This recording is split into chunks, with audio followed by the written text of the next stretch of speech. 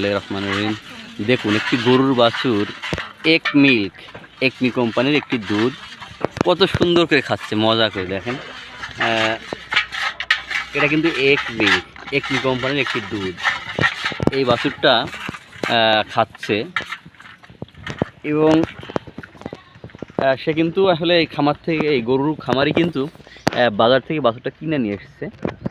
নিয়ে আসার পরে সে তার মায়ের দুধের ঘাটতি আসলে পূরণ হয় না, বা মায়ের দুধের বিকল্প আসলে কোনো কিছুই হয় না। তারপরেও আমরা এই গরু বাছুরটাকে এক মিল খাওয়ানোর জন্য সাজেস্ট করছি এবং তিনি কিন্তু এই দুধটা প্রায় 700 টাকা, মানে 660 টাকা হয়তো বডি আছে দুধটার।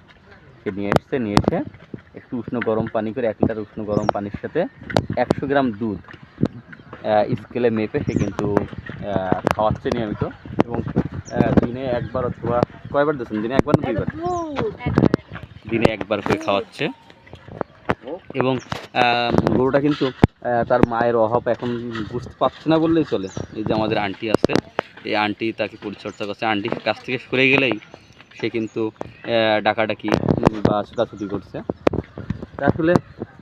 আসলে আমরা যারা খামারি আছি, তারা যদি তার পোষা প্রাণীকে আদর ভালোবাসা দিয়ে পুষতে পারি, তাহলে সেও কিন্তু আসলে খামারিকে কখনো ঠকায় না বা খামারির ভালোবাসা বোঝে, কেউ অবলা প্রাণী হয়েও।